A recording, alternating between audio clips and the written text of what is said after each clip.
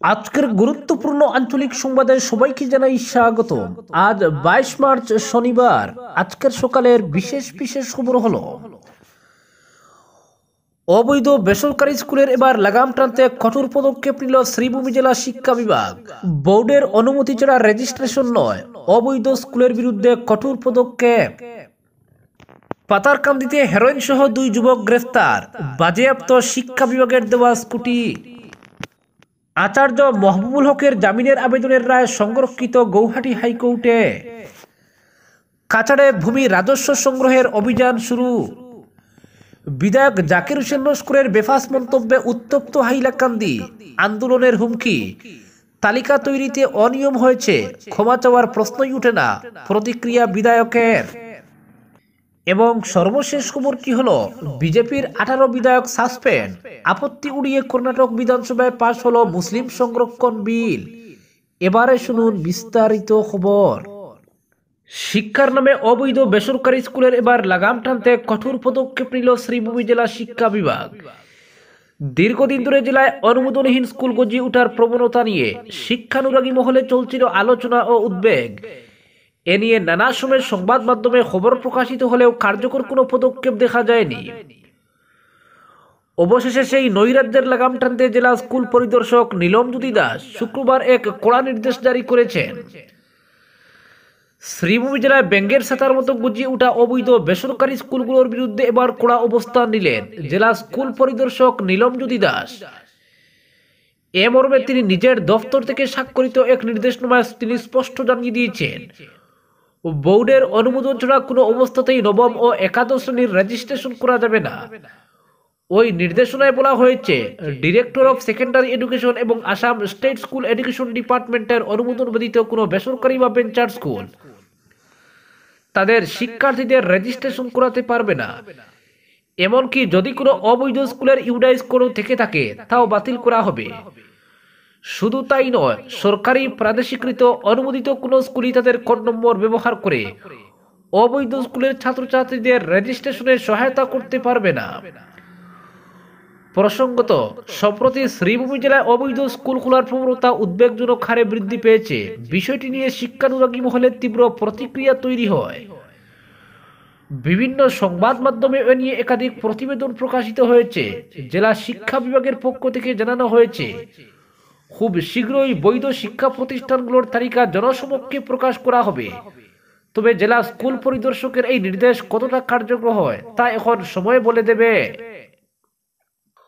অপরদিকে পাতারকান্দিতে হেরোইন সহ 2 যুবক গ্রেফতার, বাজেয়াপ্ত শিক্ষা বিভাগের দেওয়া স্কুটি।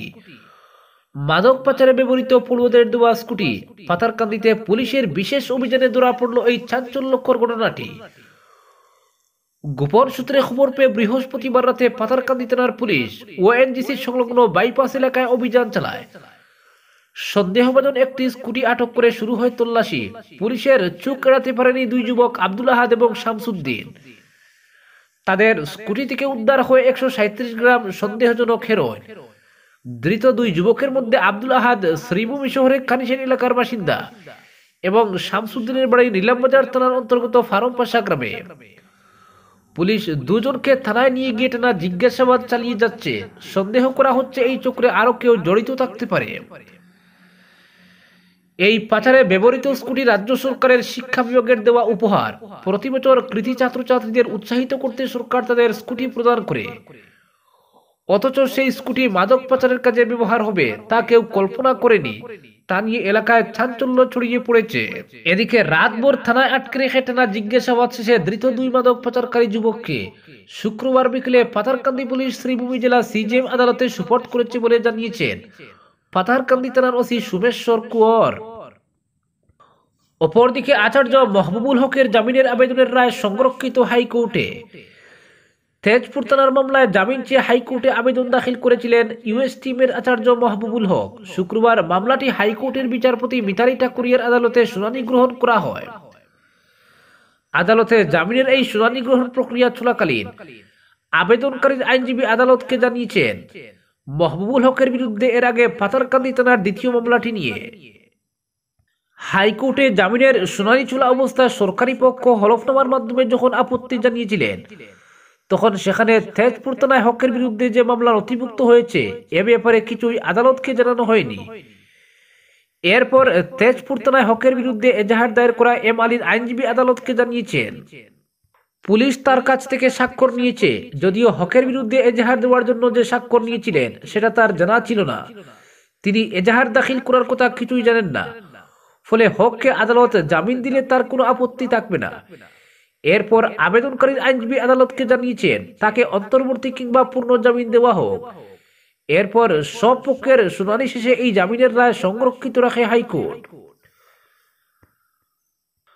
অপরদিকে কাছাড়ে ভূমি রাজস্ব সংগ্রহের অভিযান শুরু। কাছাড় জেলার ভূমি রাজস্ব সংগ্রহকে আরো সুষ্ঠুভাবে পরিচালনার পাশাপাশি জনসাধারণের সুবিধার্থে এক বিশেষ উদ্যোগ গ্রহণ করেছে কাছাড় জেলা প্রশাসন। তথ্য ও জনসংযোগ বিভাগের আঞ্চলিক কার্যালয়ে প্রাপ্ত একটি সরকারি চিঠির সূত্র অনুসারে রাজস্ব আদালতের মাধ্যমে জেলার বিভিন্ন স্থানে বৃহস্পতিবার থেকে একটি বৃহৎ রাজস্ব সংগ্রহ অভিযান শুরু হয়েছে, যার লক্ষ্য সহজতর পদ্ধতিতে ভূমি সংক্রান্ত বিষয়গুলোর নিষ্পত্তি করা। এই বৃহৎ অভিযান শুরু হয়েছে ক্যাম্প সদর তহসিল অফিসে, যা এদিন সকাল 10টা থেকে বিকেল 5টা পর্যন্ত পরিচালিত হয়েছে। পরবর্তী পর্যায়ে শুক্রবার বড়খোলা গ্রাম পঞ্চায়েত অফিসে সকাল 10টা থেকে দুপুর 3টা পর্যন্ত রাজস্ব আদালত অনুষ্ঠিত হয়েছে। আজ একই স্থানে সকাল 10টা থেকে দুপুর 3টা পর্যন্ত আবারও আদালতের কার্যক্রম চলবে।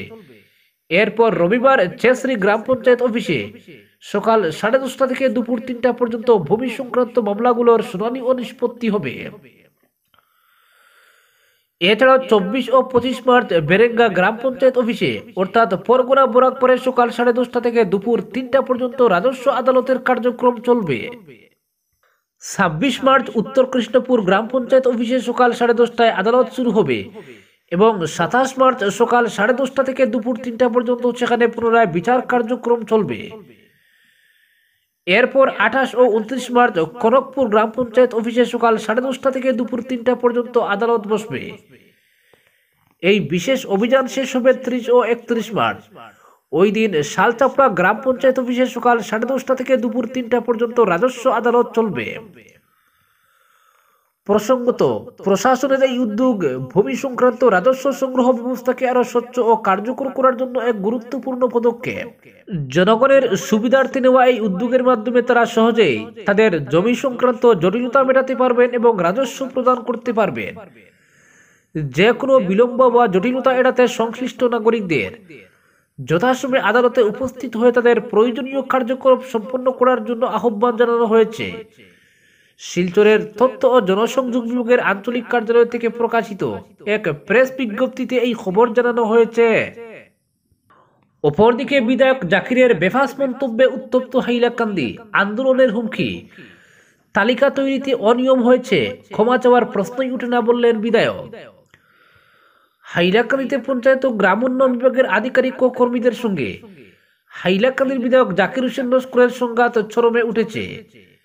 জেলায় প্রধানমন্ত্রী আবাস যোজনার অনুমোদনপত্র বিতরণের সরকারি অনুষ্ঠানে জেলার পঞ্চায়েত বিভাগের আধিকারিক ও কর্মীদের নিয়ে প্রকাশ্য সভায় কিছু বেফাস মন্তব্য ও ভিত্তিহীন অভিযোগ তুলে সরকারি কর্মচারীদের হেয় প্রতিপন্ন করার অভিযোগে রীতিমতো তুলপাড় শুরু হয়েছে।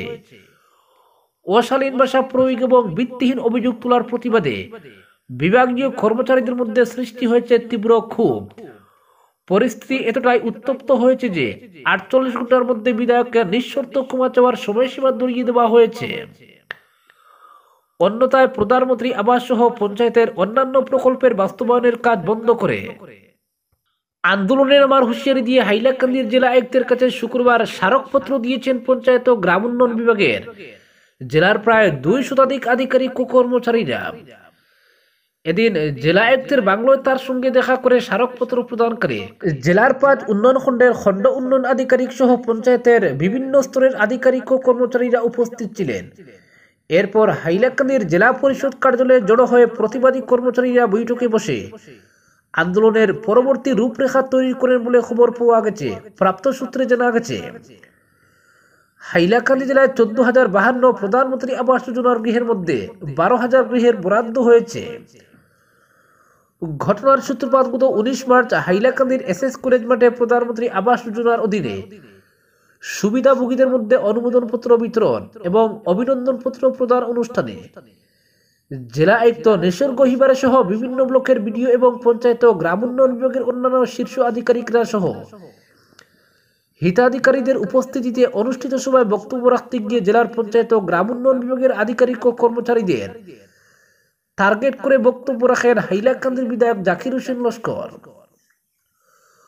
অভিযোগ মতে বক্তব্য রাখার সময় হাইলাকান্দির বিধায়ক জাকির হোসেন লস্কর পঞ্চায়েত বিভাগের কর্মচারীদের বিরুদ্ধে অশালীন ভাষা ব্যবহার করেন এবং ভিত্তিহীন অভিযোগ তুলেন। প্রধানমন্ত্রী আবাস যোজনার হিতাধিকারীদের তালিকা তৈরিতে কারচুপির অভিযোগ তুলে তাদেরকে কাঠগড়ায় তুলেন। প্রকাশ্য জনসভায় কিছু অশালীন মন্তব্য করেন বিধায়ক বলে অভিযোগ। বিধায়কের বক্তব্য সংবাদ মাধ্যমে প্রকাশ পেতেই ক্ষোভ দেখা দেয়। এ নিয়ে পঞ্চায়েত কর্মচারী ক্ষোভ প্রকাশ করে জানান, এই প্রথমবার নয়, এর আগেও বিধায়ক লস্কর বিভিন্ন সময় সরকারি আধিকারিকদের সঙ্গে দুর্ব্যবহার করেছেন এবং অশুভ মন্তব্য করেছেন। শুক্রবার পঞ্চায়েত ও গ্রাম উন্নয়ন বিভাগের সমস্ত কর্মচারীরা একত্রিত হয়ে সিদ্ধান্ত নিয়েছেন যে 48 ঘন্টার মধ্যে বিধায়ক প্রকাশ্যে ক্ষমা না চাইলে তারা গণতান্ত্রিক আন্দোলনে নামবেন। এই ঘটনাকে কেন্দ্র করে জেলা আয়ুক্তকে একটি স্মারকপত্র দিয়েছেন পঞ্চায়েত কর্মীরা। পাশাপাশি বিষয়টি সম্পর্কে অবগত করা হয়েছে রাজ্যের মুখ্যমন্ত্রী, পঞ্চায়েত ও গ্রাম উন্নয়ন মন্ত্রী রঞ্জিত কুমার দাস, হাইলাকান্দির অভিভাবক মন্ত্রী কৃষ্ণেন্দু পাল, পঞ্চায়েত ও গ্রাম উন্নয়ন বিভাগের প্রধান সচিব, কমিশনার এবং হাইলাকান্দি জেলা পরিষদের মুখ্য কার্যনির্বাহী আধিকারিককে।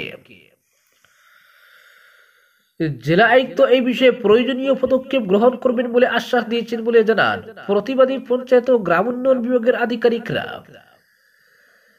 এদিকে এ নিয়ে গুয়াহাটি থেকে প্রতিক্রিয়া ব্যক্ত করতে গিয়ে বিধায়ক জাকির হোসেন লস্কর 19 মার্চের সরকারি অনুষ্ঠানে হাইলাকান্দির পঞ্চায়েত ও গ্রাম উন্নয়ন বিভাগের আধিকারিক ও কর্মচারীদের নিয়ে কোনো অশালীন ও বেফাস মন্তব্য করেননি বলে জানান। তিনি বলেন, এদিনের সভায় জনস্বার্থে প্রধানমন্ত্রী আবাস যোজনার হিতাধিকারী তালিকা তৈরিতে অনিয়মের প্রতিবাদ জানিয়েছিলেন, আর হাইলাকান্দিতে ওই প্রকল্পের হিতাধিকারীর তালিকা তৈরিতে যে অনিয়ম হয়েছে এর দায় কোনো অবস্থাতেই এড়াতে পারেন না এর সঙ্গে জড়িত হাইলাকান্দির পঞ্চায়েত ও গ্রাম উন্নয়ন বিভাগের আধিকারিক ও কর্মচারীরা। তিনি আরো জানান, তিনি এ নিয়ে সময়ে সময়ে জেলা পরিষদের সিইও সহ খণ্ড উন্নয়ন আধিকারিকদের নজরে বিষয়টি এনেছেন, কিন্তু কোনো সমাধান হয়নি। এছাড়া ক্ষমা চাওয়ার বিষয়টি পত্রপাঠ খারিজ করে দেন বিধায়ক জাকির। অপরদিকে বিজেপির 18 বিধায়ক সাসপেন্ড, আপত্তি উড়িয়ে কর্ণাটক বিধানসভায় পাশ হলো মুসলিম সংরক্ষণ বিল। কাগজ ছিঁড়ে কুটি কুটি, সিডি ক্যাসেট হাতে ওয়েলে নেমে বিক্ষোভ। বিজেপি বিধায়কদের প্রচন্ড আপত্তি উড়িয়ে কর্ণাটক বিধানসভায় পাশ হয়ে গেল সংখ্যালঘু সংরক্ষণ বিল। সংশ্লিষ্ট বিলে রাজ্যপাল সম্মতি দিলে সরকারি যে কোনো চুক্তিতে কর্ণাটকের সংখ্যালঘুরা 4% সংরক্ষণ পাবেন। যদিও বিল সহজে পাশ হয়নি। অসংসদীয় আচরণের জন্য বিজেপির 18 জন বিধায়ককে 6 মাসের জন্য সাসপেন্ড করেছেন স্পিকার। শেষ সপ্তাহে বাজেট পেশের সময় কর্ণাটকের মুখ্যমন্ত্রী সিদ্ধারামাইয়া জানান, সে রাজ্যের সমস্ত সরকারি কাজের ক্ষেত্রে মুসলমানদের জন্য 4% সংরক্ষণ চালু করা হবে। শুক্রবার পূর্ব ঘোষণা মাফিক সংশ্লিষ্ট বিল পেশ হয় বিধানসভায়, কিন্তু বিলের প্রতিলিপি ছিঁড়ে চুড়ে ফেলা হয় স্পিকারের দিকে। বিলকে অসাংবিধানিক দাবি করে ওয়েলে নেমে বিক্ষোভ শুরু করেন বিজেপি বিধায়কেরা। বিক্ষোভরত কয়েকজন বিধায়ককে মার্শাল ডেকে ছেনদোলা করে বার করে দেওয়া হয় বিধানসভা থেকে। বস্তুত বিজেপি শাসনে কর্ণাটকে মুসলমানদের জন্য যাবতীয় সংরক্ষণ তুলে দেওয়া হয়েছিল। 2023 সালে বিধানসভা ভোটে জিতে কর্ণাটকে ক্ষমতায় এসে সংখ্যালঘুদের জন্য সংরক্ষণ আনার চেষ্টায় কংগ্রেস। কর্ণাটকের মুখ্যমন্ত্রী সংখ্যালঘুদের উন্নয়নে 1000 কোটি টাকা বরাদ্দের কথা ঘোষণা করেছেন আগেই। মুসলিম সম্প্রদায়ের দাবি মেনে সরকারি টেন্ডার কিংবা বরাতে 4% সংরক্ষণের কথা জানান। বিলে জানানো হয়েছে সরকারি বরাতে 4% সংরক্ষণ পাবেন মুসলমান ঠিকাদারেরা। সংশোধিত বিলে রয়েছে 2 কোটি টাকার নির্মাণের কাজের সংরক্ষণ পাবেন মুসলমান ঠিকাদাররা। অন্যান্য অনগ্রসর শ্রেণী 1 কোটি টাকার বরাতে সংরক্ষণ পাবেন। সংশোধিত বিলে বলা হয়েছে কর্ণাটকে যে কোনো সরকারি নির্মাণের কাজে 24% সংরক্ষণ পাবেন তফসিলি জাতি এবং জনজাতির প্রতিনিধিরা। অন্যান্য অনগ্রসর শ্রেণী 1 থেকে 4% এবং অন্যান্য অনগ্রসর শ্রেণী পাবে 15% সংরক্ষণ। আজকের বিশেষ বিশেষ সংবাদ এখানেই সমাপ্ত।